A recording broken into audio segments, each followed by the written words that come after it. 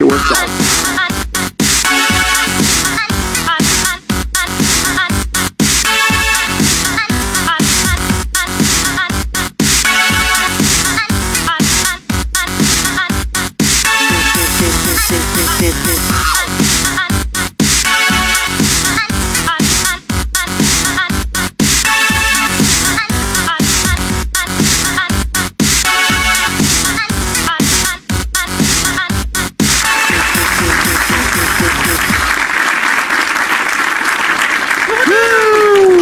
Go time, everybody. Welcome, everyone, to Virtually Incorrect. I'm your host, Gunter, and this is episode number 3. Virtually Incorrect is a weekly panel discussion show about virtual reality in virtual reality. Topics interesting to the VR community will be semi-seriously discussed each week with the guests, and nothing is off limits. I want to thank the Riftmax crew for producing the show, and also Razer S for the great work seen behind me. And of course, my biggest thanks is to the guests, folks here in the Riftmax audience, and everyone watching on Hitbox and YouTube at home. This week, first we have Jespionage, the developer of Snowdrift, and he also co-develops on VR Chat. How you doing? Doing great. Glad to be here. All right, so next to him we have from Canberra, if I'm pronouncing that right, Australia, the developer of Darkfield, Skyworkxx. Yeah, and I also want to mention that Skyworkxx has been it does a workshop called Rethink, which focuses on teaching virtual reality game design, 3D modeling, scripting, and advanced AI for children ages 13 to 17. So we're going to talk a little bit more about that, but I just wanted to bring that up. And across the table, we have NukeMarine. He's a VR community member and enthusiast, and he's helping out on the Janus project. Hey, Nuke, what's up? Not much, still unemployed, so spending a lot of my time with this VR stuff. Right, sure. And finally, my last guest is my good friend Additives, the developer of Dungeon Smash, an upcoming title. How you doing, Ad? Yeah, pretty good, Gunter. Glad to be here. All right, well, thank you all for coming. And if everyone else is ready, then let's discuss some VR. Our first story is Zenimax claim John Carmack stole tech for Oculus. Oculus denies Zenimax's claim. The company provided the following statement. It's unfortunate, but when there's this type of transaction, people come out of the woodwork with ridiculous and absurd claims. We intend to vigorously defend Oculus and its investors to the fullest extent. Yay. And just to kind of wrap this up, Carmack said on a tweet, "No work I've ever done has been patented. Zenimax owns the code that I wrote, but they don't own VR." So, what do you guys think about this? I'm going to go ahead and pass this over to NukeMarine. Yes, I read the reason being, since I've been following what John Carmack has said, what impressed me about him was he's really detailed in his videos talking about how he has to spend his time either on his SpaceX programs or when he was working VR, when he said, oh great, since they're moving it into doing VR, like when they're doing Doom 3 BFG, he can actually make it part of his real daytime job. So he was actually compartmentalizing his time working on projects, and he was vocal about this. So it's kind of odd that they were claiming that he wasn't aware on how to spend his time. Plus, as far as they're saying, Mr. Lucky needing this, they already mentioned, again, this is all over 2 years we've been following this, he mentions that, hey, you know, he's done the distortion coding, or distortion correction on his own, and he has done about the, you know, he had sensors, motion sensors on his goggles. So he's done this before. This John Carmack can do that idea better, which this means that, hey, that's where the copyright comes into play. So he didn't reuse code. He redid new code to go with the node idea that even Palmer is saying he's done, and is on record of saying he's done. So I think Zenimax is going to have a very steep uphill battle on this one, because they've got 2 years of openly telling how they've been approaching this. When I've employed some people in the past, and sometimes we have to deal with the fact of whether an employee is actually an employee or a contractor. And one of the things we do to make that determination is figure out who sets their schedule, what equipment they use when they're doing their work, and stuff like that. So it might come down to some facts like, was John Carmack at id Software using id Software computers to do the work that later became part of the Rift? Right. And I think they've admitted he has done that, but they didn't reuse that when he had to change over. That's the reason why he got rid of the whole promise of Doom BFG being a release. They got rid of that. So they didn't reuse code. They did new code, but they used their intelligence to do that. They didn't have to copy existing code. Right. Now I'll speak it from a military perspective. Is we got to be very careful on what we use for based on the job and keeping separate. So that, I mean, we got legal that says, okay, you cannot use this vehicle to go to a run to McDonald's. So I'm aware of this from a non-technical standpoint, but so this is very important. But I think John's been in the game long enough. He does this right, so he keeps his ducks in a row. Yeah, we'd hope so, and he's a smart man. Why would he let this happen? And in the comment, I think I heard about that they didn't want me to do virtual reality there, and that's kind of why he left, and they had some terms about that. But, you know, it's devil's in the details, and I haven't read the details. Skyworkxx, have you heard of this? I'm sure you have. Do you have any thoughts on it? Yeah, well, I think that there are two parts to that story. The first one is that obviously Zenimax wants part of that money that was promised to Oculus in terms of that Facebook deal. I think that the second part is that Zenimax claims that Lucky Palmer has signed that NDA, which was online for a brief moment. I didn't get a chance to read it, but it seems to me that that NDA somehow made Lucky Palmer agree that part of their concepts or the technologies they're using in the distortion shader or in the process is somehow developed or linked to Zenimax. So I think depending on what the outcome of that NDA is, or if it's valid at all, that's going to greatly influence the outcome of that court case if there's one. Yeah, it's definitely something to watch. It's something that can be a little scary. I don't like this whole law kind of stuff. I'm too much of a nice guy, and I like user experiences to be good, and this kind of shit is just the opposite of that. So it's kind of boring for me, honestly, in some way, but yet it's so important that I can't not take a look at it. So, Additives, you got some opinion on this topic? Yeah, I mean, some of this could have stemmed from like a pretty standard thing in software development is having contracts for people that basically state that, you know, anything that they develop while they're working for you, even if it's in their off time, the intellectual property on that belongs to you. And probably most of Zenimax's employees are on contracts that state things like that. I mean, that's a pretty standard thing. But as to whether or not, you know, like the specifics of this are all going to be well and truly beyond what we get to find out about. Like those kinds of contracts are confidential.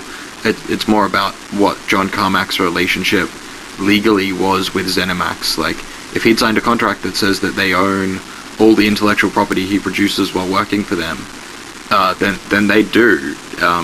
They own any parts that he developed on his free time. But you know, knowing him, they probably don't have that kind of contract. So it'll be interesting to see how it plays out, but this is just going to be the kind of thing that we'll see more and more of the longer Oculus exists and the more successful it becomes. I don't think it's going to cause huge issues for them as a business, though. Interesting stuff. Are you guys scared of these kinds of lawsuits with, you know, those of you that are developers with your projects going forward? And we'll put that out to Skyworkxx to start. Well, it's definitely a concern, especially with the game I'm developing, Darkfield.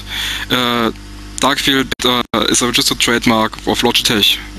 Well, I use it for peripherals, but there's definitely a concern in the end. And well, and the only thing as a developer you can do is work around that, because you don't have the time or the money to fight something like that. Yeah, that's pretty scary.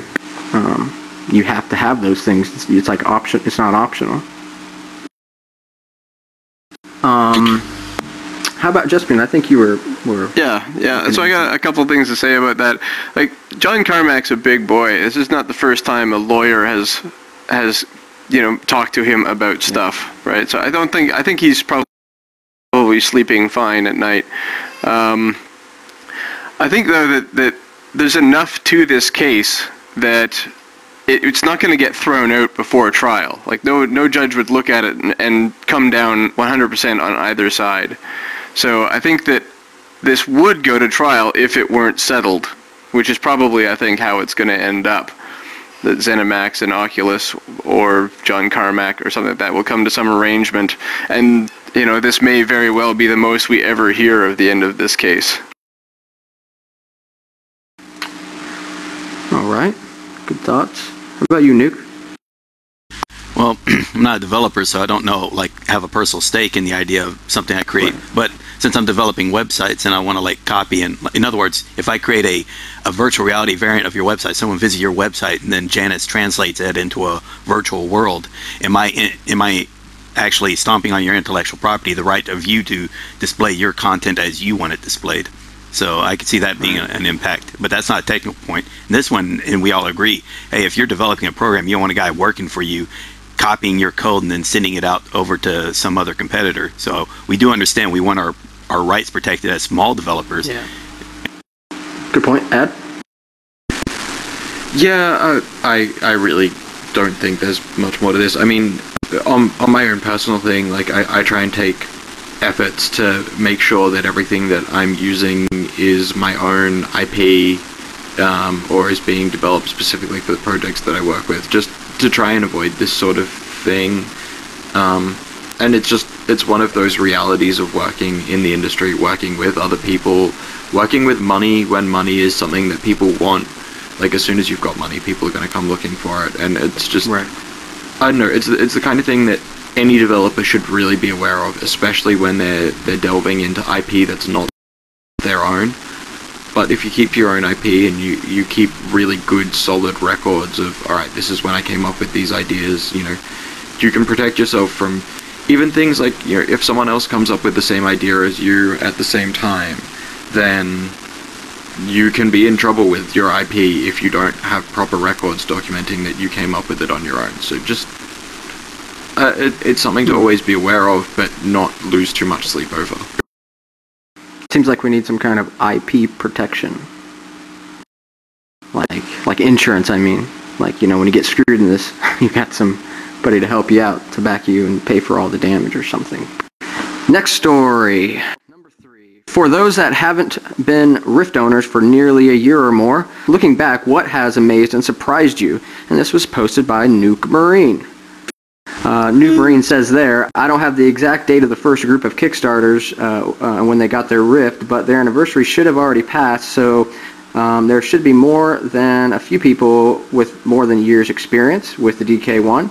Again, this is meant for comments for those that have had a Rift DK1 or better for nearly or over a year. Please bring up anything regarding hardware, software, and the community. So I'll read a comment in a minute, but I thought I'd just go ahead and throw this out to Nuke, who started it, and tell us what you were thinking when you asked that question, and I think I've got some stuff to chime in about after we hear from others. Well, it's, again, it's like you always think, but you kind of forget that, you've gotten used to the DK1, you've seen where it was, you try to think back when you're actually looking at every Cymatic Bruce video because you were waiting for your DK1. And yep. You're feeling jealous for those that had it already. I was one of the group that got it later, so I got it in the June time frames when I actually got mine. And yep. I just wanted to think back, hey, what have you seen? Because I've seen the community change, and it seems for the better. In this community, I always hear a number of people support back every Kickstarter, and that's when I started backing Kickstarters Yep. Helping out on every game, seeing how you feel like you're actually a part of the development process, even if it's just a matter of saying, hey, I tried it, here are the problems, and you see those problems get fixed. And I'm sure every developer here has appreciated that, having not just, because they always said, the Rift is supposed to be a developer kit, but if it hadn't been these users like me out there, I'm sure what you were developing would have been much more difficult. And I just wanted to hear what the what the comments were from the group. To remember, hey, it has been a year. Think back and see, has this been a better experience or worse experience for you? Yeah, let me toss this over to Ad. I bet he's got some thoughts. Yeah, there's been a lot that's come out of the community over the past year and a bit that's really impressed me. I mean, I've had my Rift, geez, I don't even know when I got it, but it must be coming on close to a year. I wasn't quite in the Kickstarter backers, but I was around. Everyone probably remembers when there was that huge delay on dev kits. Yeah. And yeah, it was in that order as well that got delayed. Oh yeah, it seems like a lifetime ago. I mean, to be honest, I'm a little bit surprised to be here, like today, looking at all of.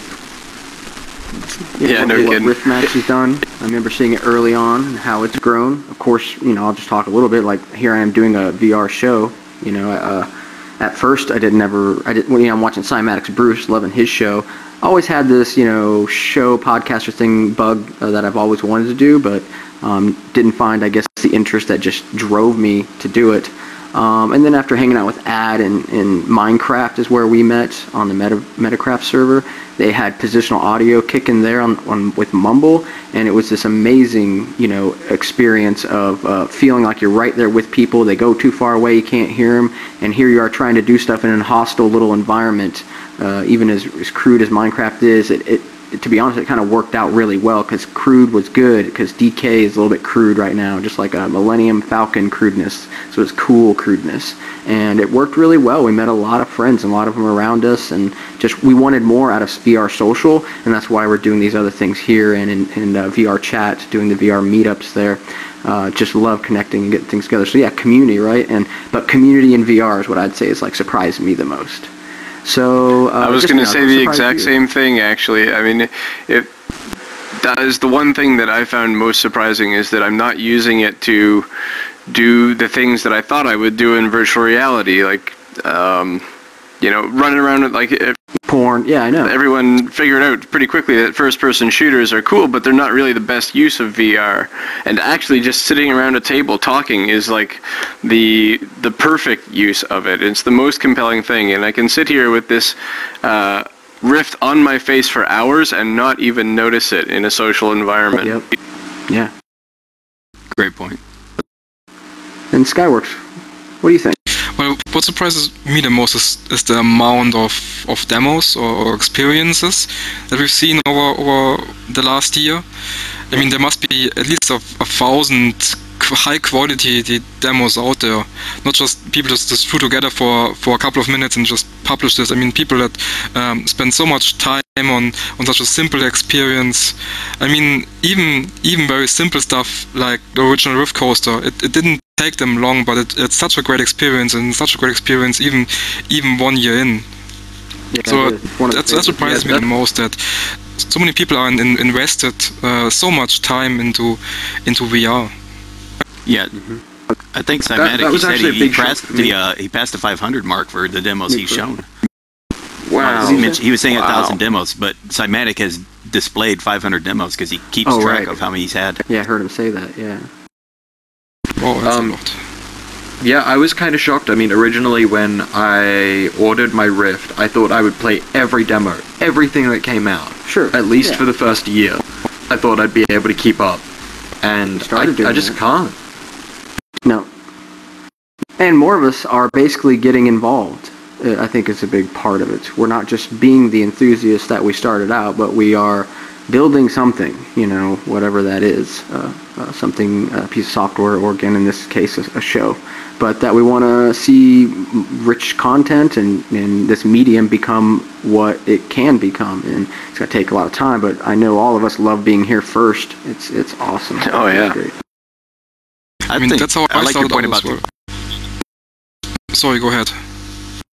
I mean, what he was saying about, this community thing was amazing. I mean, you built Riftmax just to watch movies, and now it's turned into this talk show place, and some of the other places just sitting around talking. That's amazing. Was it creep? What is the term? Feature creep? Feature creep. But this is a positive feature creep, yeah. I think. Absolutely. Yeah, no one would have thought, I don't know, a year ago that we would have a VR talk show where just sit around and talk. Back like a year ago, people were like, okay, yeah, I want to play Call of Duty in VR, or I want to play Battlefield in VR, or a racing game. But then all of the other, like, right? Yeah, or like Janus VR. I mean, like walking around in rooms and sort of explore virtual reality internet is something that was science fiction a year ago. I guess even just being in the same room with someone, looking at the same content, if it's Riftmax, a video or a talk show, or if it's just sort of a static display of information, just being with someone at the same room is like being in a museum and walking around with your friends. Just to read one comment from the story from Philanthropy. He's the developer relations at Oculus. He's in the UK. Probably shouldn't be surprised, and he's basically going to say what we just said, but amazed at how welcoming, honest, friendly, enthusiastic, passionate, and talented the community of developers and enthusiasts and press that are riding the VR train. I've met so many fantastic people and still continue to connect with people every day. VR is truly changing the world, and the people involved with it are making a good place to be. And that's what I'm most excited about is, you know, this stuff changing the world, whether it's for getting kids over their dentist issues, or whether we get people together just to have great conversations and debate. I think VR is that helpful medium. In many ways, it helps me on a lot of personal levels. So that's really great. And Philanthropy actually joined the VR meetup it was either last Sunday or the Sunday after that, which was great. I don't think he had done that before. So we're even getting folks from Oculus to kind of come out and join and see what's going on. So I think that's really cool. Moving on to the next story. This one's on Sightline canceling the Indiegogo campaign, posted by Fruxius. I know I don't know how to say that right, but that's all right. So sadly, it looks like the Indiegogo, and this is a little bit old, but I wanted to bring it up. Sadly, it looks like the Indiegogo campaign isn't going to succeed. Just don't have the support needed for the high-quality game. A lot of people seem not to want to contribute because it's not Kickstarter. And another big problem is that we launched too early. There was a lot of pressure to launch as soon as possible to keep the musician on board.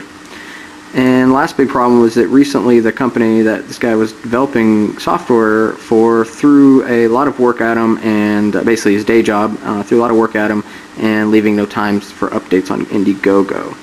So one of his problems was that he couldn't do Kickstarter because he was out of the country and there was restrictions there, but now he's brought somebody, Louis Aragani, onto his team that is able to get this campaign on Kickstarter. Hopefully it'll be a success. And then he's just curious like what to do with Indiegogo at this point, you know, as far as canceling it and whatnot. And I just thought it was an interesting story. I really like the Sightline demo. I think it's a really cool game, cool demo, a lot of neat concepts going on in there. And just wanted to bring this to the table of what you thought about this. Let me start with Jespionage. Yeah, I think that it's hard to understand what that game is if you don't already know.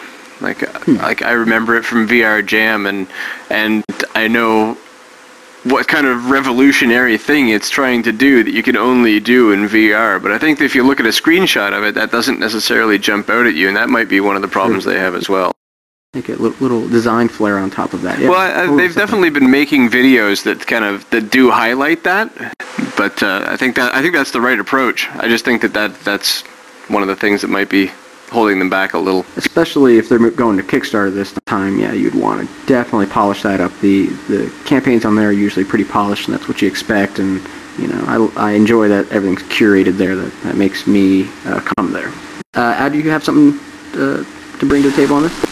Yeah, I mean, we're looking for Dungeon Smash, the game that I'm working on. We're looking at doing a Kickstarter at some point into the future, and I can totally understand why you would back out of one rather than on the Indiegogo side, why you'd back out of one rather than let it fail. and also, you know, why you would feel that pressure. I mean, people need funds. The expectations from Kickstarter can get pretty warped. It's a pretty delicate process trying to acquire this funding, because you are really putting yourself out there. You're putting yourself out in front of, you know, the core enthusiast supporters, the people who are going to talk about your game. And if you piss them off, if you do the wrong thing, then your game's not going to go anywhere. Like, you're not going to get the word of mouth press that's so important in this day and age. Right. So I can understand them feeling like, you know, they've rushed things a bit. I can also understand why they would. I mean, like, especially really good audio guys are hard to find, and you want to keep people around. If you've got a team that's working well, you kind of want to run on a schedule that keeps that team together.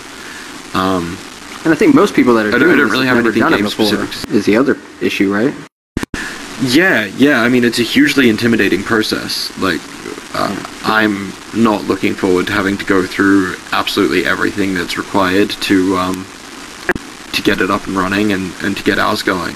But it's certainly not something that I want to rush, and I would hate to not have Kickstarter available as a platform, because it is, dare I say it, the name brand crowdfunding. So, yeah, overall, it's an interesting thing, and maybe a little bit of a cautionary tale for other developers who are looking at using crowdfunding platforms to look at and go, okay, well, we have to at least go through and properly plan out our crowdfunding campaign and make sure we do the research as to where it should be and where our prospective audience is, and keep everything really nice and organized and tight. VR is still a very small market, and on Kickstarter, like, the amount of money a VR game gets compared to a normal game isn't high, just because I don't think people are looking for VR games on Kickstarter yet. I thought the main problem with this is Kickstarter, you have to be from certain countries in order to be able to go to Kickstarter. That's what hurt Sightline. There's also this mentality that also Indiegogo, you can scam on Indiegogo as a developer, which people are kind of wary about because they may have been burnt once or twice. I haven't personally, I don't know any of the cases, but that's what I've heard. Oh, yeah, I've never heard of that. That's interesting. Huh.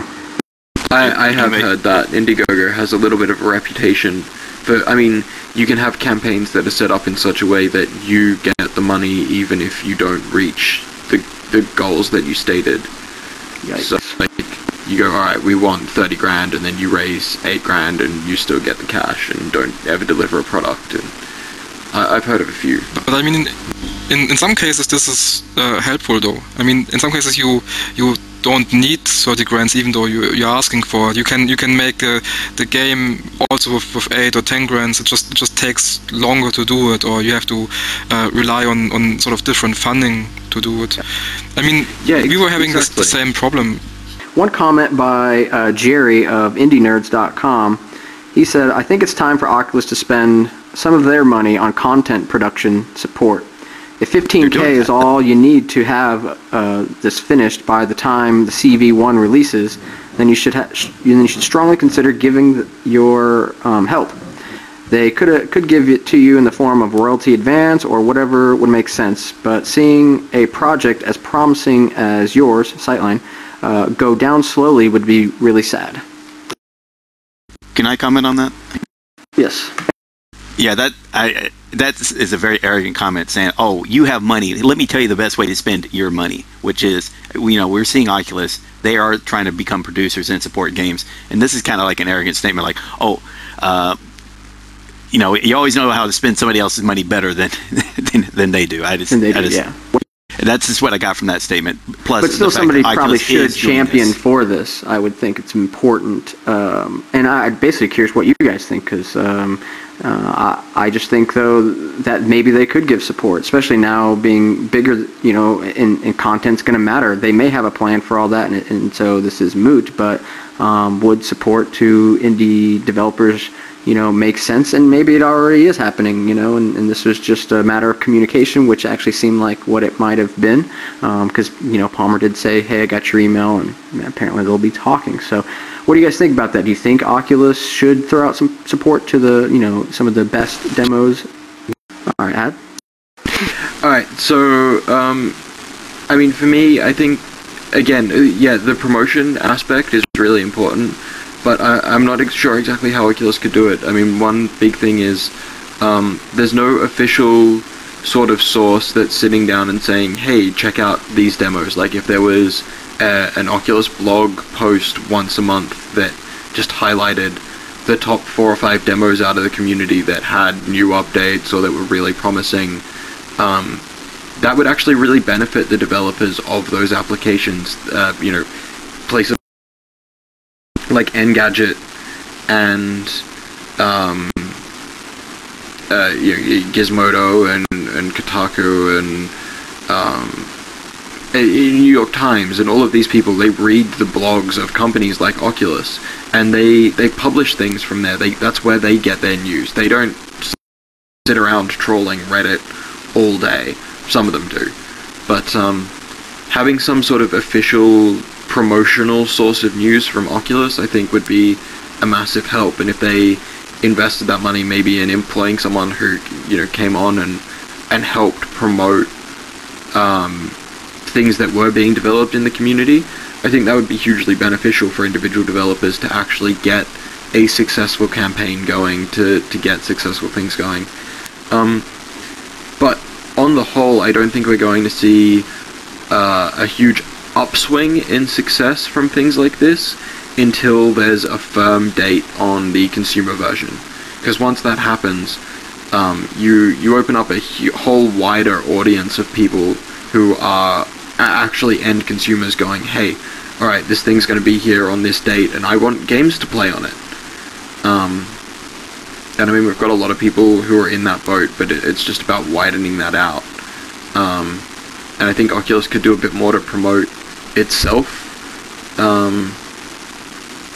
But that's not going to happen again until you get something that's really getting close to actually being a consumer version, and they're looking at doing that promotional side of things. It'll be interesting to see. Yeah, but I think they mentioned this, is that the Oculus can't be going, because if they offer it to one developer, then they need to offer it to all others. Otherwise it looks like they're playing favorites.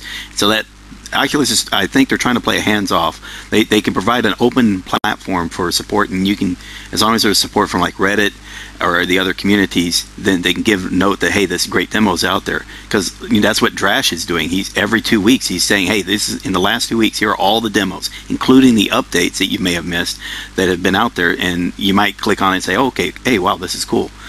If there's one thing I would think is, one thing I hate about Oculus Share is the whole 5-star rating, because I never liked that as a way of ranking games. What I always think is, and I've seen only one website do this, is like you click, hey, of all these games, you get to pick up the 10 of your favorites, and that's all. You can change it over time, and then they just rank like how many games are on people's favorite list. And I think you can get the best average quality that way, as opposed to just saying, hey, 5-star ratings, because people bother to click 5 stars.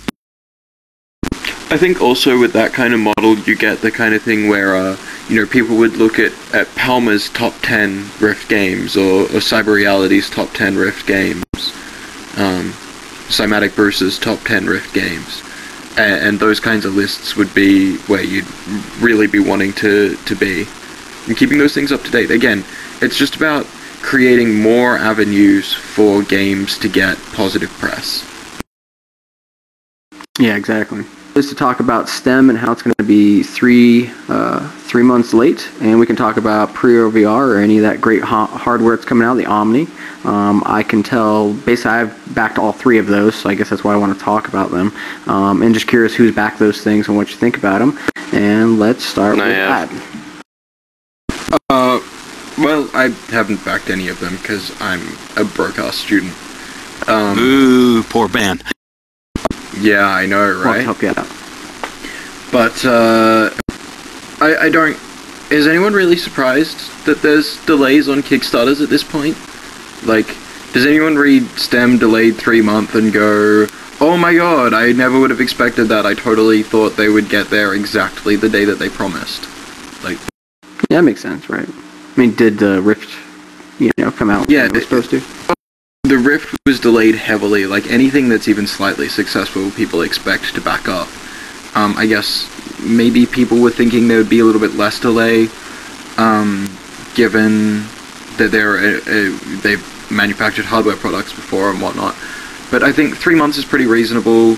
I think it's disappointing that people aren't going to get them until they've got their DK2s already. But at the same time, I think that's actually kind of a good thing, because you're not going to get people hacking a bunch of demos together where they use the extra stem trackers for head positional tracking. Because we don't need that. Just focus We're on gonna one get thing. DK2.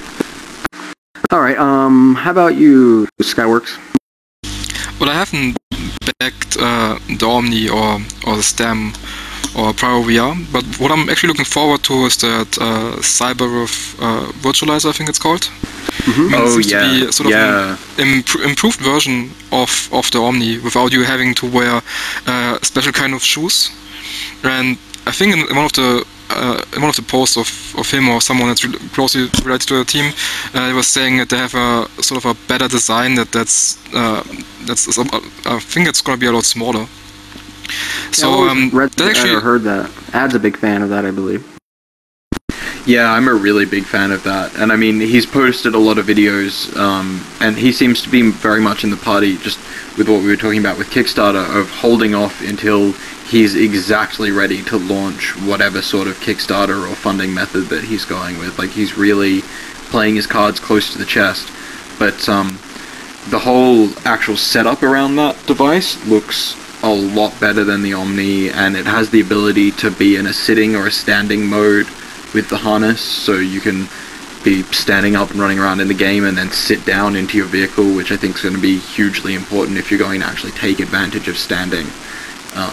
Anyone who's worked behind a cash register knows how much of a pain in the ass it is to stand up all day.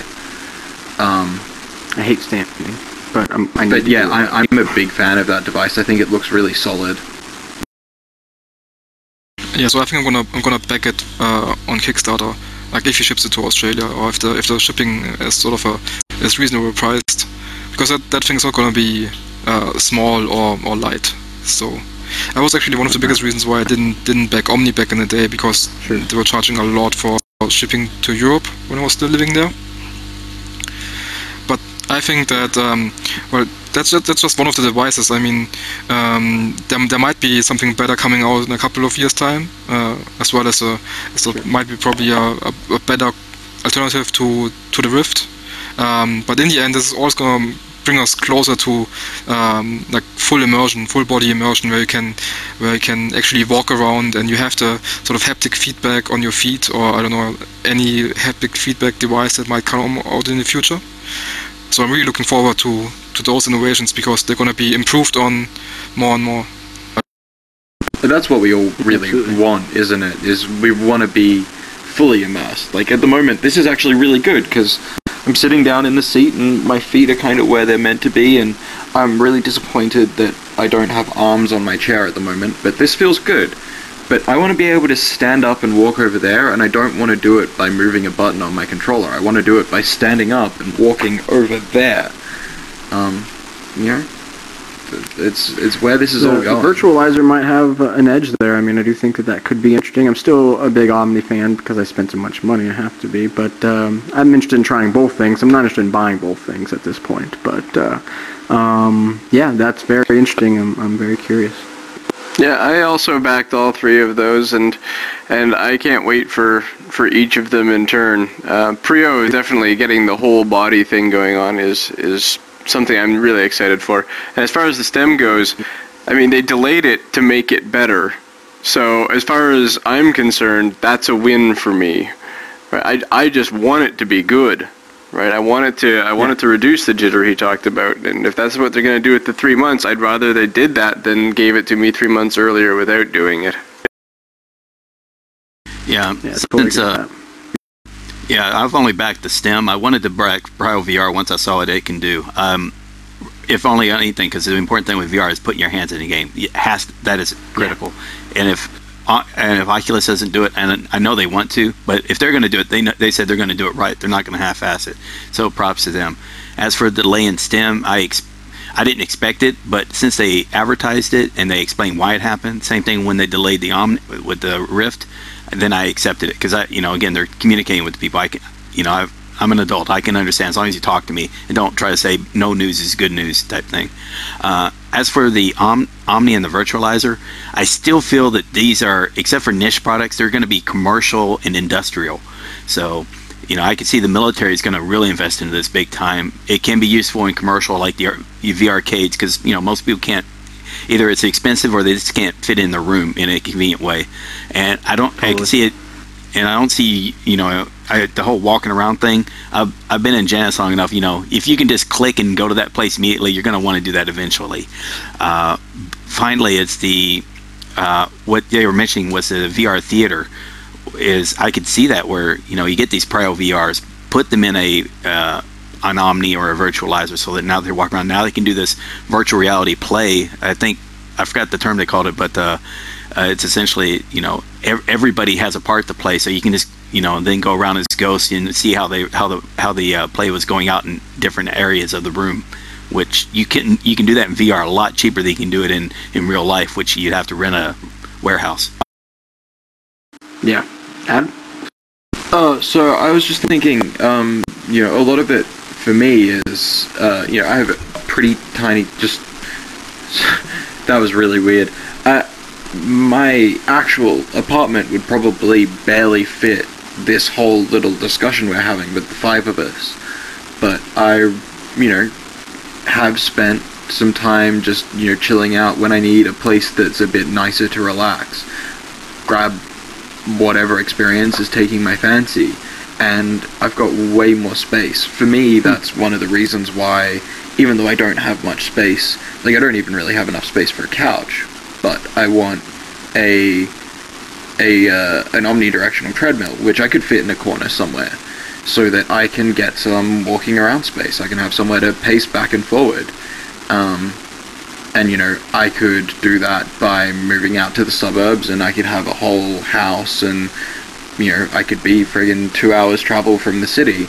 Or I can live in a tiny cramped apartment and have all of my VR gear, and have my omnidirectional treadmill, and maybe build myself a little virtual place, you know, be it in Minecraft or EverQuest or whatever application is taking my fancy at the time. But, I actually think, you know, in some ways you're going to get the opposite. People with less space are going to want these things, even though they do take up a significant amount of space themselves, because they're a replacement for much larger apartments. I mean, especially, you must have, Japan has, you know, unnaturally high population density.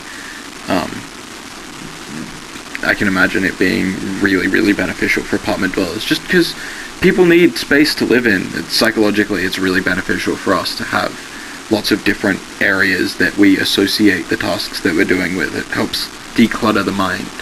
And, you know, the idea of a memory palace application for VR has been tossed around since before people were getting their dev kits, and that's the kind of thing that this can help with.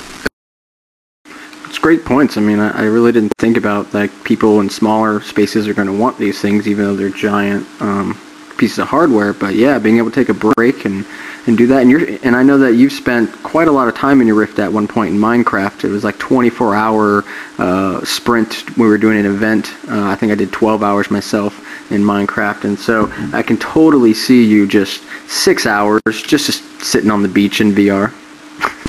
Yeah, just chilling. I actually really want to get back into the Metacraft server and build myself a nice little place that I can get away to, because, I mean, I've got exams and study at the moment, and it'd be nice to just have somewhere that's relaxing and not associated with all of the bustle and hustle of my life. I mean, that's, you know, this is the kind of thing that what you're chosen in the end. Well, I did that. Well, I mean, I did that with Dear Esther. Like, I purposely played the entire game standing up, moving my feet. When I'm walking, I was moving my feet, and it was amazing. Like, I got completely turned around in my room. I didn't realize it, but that. So I understand what you're saying. Now I can change my mind on, yeah, okay, maybe more people will get this for their house once they experience what it can bring to it. But I don't see that as early on. I can see that later on. Yeah, I certainly think this is like a 5 years out kind of thing. Sky? Yeah, and in the end, you can just put on your Rift, get in your Omni or Cyber Rift or any device that allows you to walk around, and then you can go on a little trip. Like you can be at any beach in the world, or you can walk around on top of Mount Everest if you want. It's not necessarily that you just want to be there all the time, but I think just being there, being able to walk around, see things from a different perspective, and like having the feeling of physically being there is going to be a great thing for applications like virtual tourism. I'm going to go ahead and move on to the second story, and it's titled VR Game Design Workshop for Kids. And so, Skyworkxx, this was an initiative that did you lead it, and tell us all about it? No, so actually it's an initiative led by a German organization called Schülerforschungszentrum Sachsen e.V., which, well, sounds very German, and that literally translates into Student Research Center Saxony. Our workshop was basically about game design, and since we had access to an Oculus Rift, we just made it virtual reality game design. So basically what we did is it was a 5-day workshop, so it's sort of like a small game jam. So we in the first day we just discussed about ideas. We showed the kids the Oculus Rift. We showed them several games, showed them what they can do with the Rift. I think one of the games they liked the most was Super Mega Mega, which I personally think is a great idea for a VR game, even though it's basically just a side-scroller. So after the first day, we had several ideas, and I think the best one was a dentist simulator. So that dentist simulator was made by I think he was the youngest, and I don't know, to me it felt like he's sort of trying to get over, I don't know, a horrible experience when he's going to the dentist, and so either he's trying to get over it, or he is trying to make everybody feel like him when he's going to the dentist. I don't know, but I think it was just such a great idea because he completely understood what the Rift is capable of. So basically, you tilt your head to avoid that mean dentist that's trying to drill your tooth. Really interesting. Do you guys have any questions about this or thoughts, Nuke? Yeah, about the dentist, what I was wondering is like what were y'all doing for the sound? Because that would be kind of cool if you had one of those fake mannequin heads with the microphones in the ears and you play the drill. No, so basically what the kids wanted is that the drill sounds very mean and like a typical sort of stereotype dentist drill, and since we used the Unity engine, we just used something called 3D sound. So if it's further away from your head, it's a lot quieter, and this works great because the distance is quite big. So when the drill comes near you, it becomes really loud and scares you a lot. So I think the sound is one of the best things. And if you download the game from our website, just definitely try it with headphones. It's such a good experience with it. Right, I was just thinking about the virtual barber chair that most of us have listened to, and it just reminded me that would be just such a great implementation in that game you're talking about. Yeah, that would be really great. I actually taught a group of kids game design. They were 13 to 17 one time as well, but it was pre-Oculus Rift. I'm so jealous. Mm-hmm. Well, yeah, when I was a kid, it was all in BASIC, unfortunately, or that, whatever the heck it is where you do the drawing. QBasic. Logo. What I was doing. There you go. Logo. I was just going to say, I remember doing workshops like this as a kid for things like, physics and chemistry, and getting to go off and do really cool things, and they were really, like, defining experiences as a child. Like, they really kind of set things in there. And I think it's something that's really amazing. When I was 10, learning the program on a Commodore PET and stuff like that, it's not the same as the kids. Like my daughter's got like 6 and she's already playing in virtual reality. It's just not fair. And I would encourage, as well as Skyworkxx would, to get involved in this sort of way. To find a group of kids, at a Boys and Girls Club. That's what I used to work for many years, teaching kids technology. So this sort of thing is exactly what I've done with the Lego Mindstorms and going to tournament with them and all that sort of thing. But yeah, I mean, get involved, bring some VR stuff, and do it with kids, and it'll be a great experience. So for everybody watching, if you're thinking about that stuff, do it. And if you want more information, ping me or ping Skyworkxx on Reddit. So I also wanted to talk about your game, Darkfield, and we can discuss, space sims, the genre as a whole, and I'll let you lead that. Skyworkxx. Yeah, well, there are many space games out there, and we know that. I think sort of VR is sort of a renaissance for space games and space simulators. Since space games or games where you're inside a cockpit are just at the moment the best game you can do with an Oculus Rift. I mean, you're in a seated environment, and you have a cockpit in front of you, so you have a really great sense of depth with all those switches and all the buttons and the windscreen inside a cockpit. So, but what differs, like what makes Darkfield different from all the other games is that, well, we started out as a one-man project. It was just me in the end, and then right now there are 2 other guys working on it. Mm-hmm. It's Daniel Potts and Martin Bayer. So we're just a small indie game company, and I think we can try to have ideas that are a bit different from what the other big ones are doing. They're not in right now in our alpha, but we will include some mechanics that might be greatly different. So I think space games are a very great fit for VR right now, and that's why there's so many out there at the moment. They're easy to make comfortable with because there's no ground. It's fairly amorphous, right? Yeah, that as well, especially in the DK1. People, I've never heard of anyone getting sick in Darkfield, because there's no horizon that you have to that you can actually look at. So you always feel like you're the right way up inside space. Anybody else have a thought on space sims? And whoever would like to ask a question, there's 2 microphones on each side of the room. If you wouldn't mind lining up, I'll then call on you to read your question, and we will go from there. And I hope there's at least one person that wants to ask a question, because the problem with nobody asking a question means I'm just going to keep rambling and talking until somebody asks a question. Zombie Stormtrooper. So yeah, I'm Coznefx. I have a question for the developers and the panel.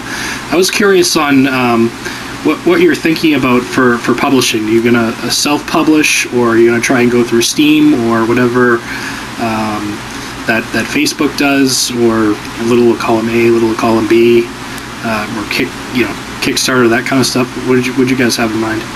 Thanks. Start with Jesse. Well, Steam is a great option, of course. I mean, there's lots of people on there, although currently it wouldn't be the place for a VR experience. I mean, I just put Snowdrift up on Oculus Share because it's the place that I can think of the most VR-oriented people going. And so I think that's a good idea even after a commercial launch. But other channels as well, Steam would be great.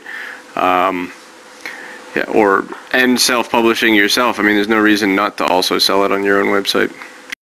Do that. I think you can buy Lunar Flight on Steam, and I think on his own website or Humble Bundle or something.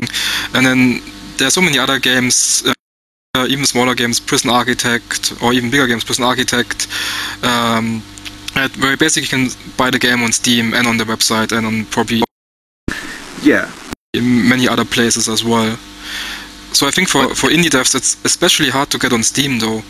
I mean, we've been trying to, like we're having a Steam Greenlight campaign that we actually stopped advertising because 60-70% of all the votes said no, we don't want this game on Steam Greenlight.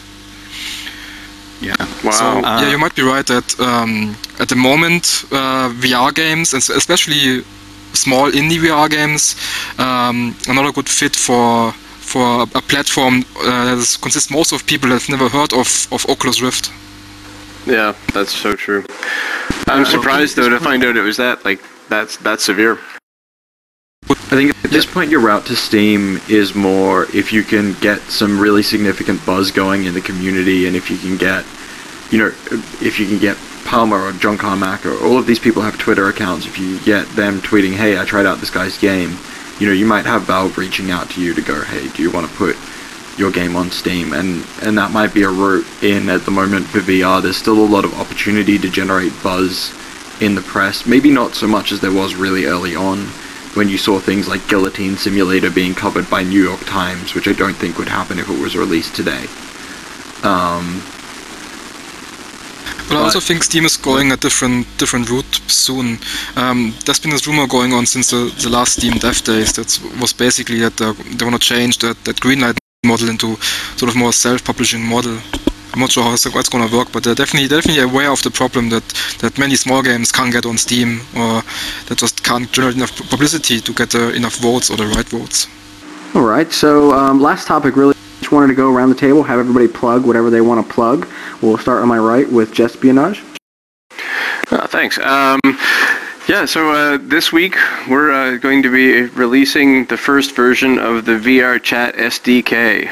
So this is an unannounced thing so far, but it should give custom characters and custom locations and custom animations for any custom character in there, and some limited interactivity in the world and stuff like that as well for anyone who wants to build their own environment.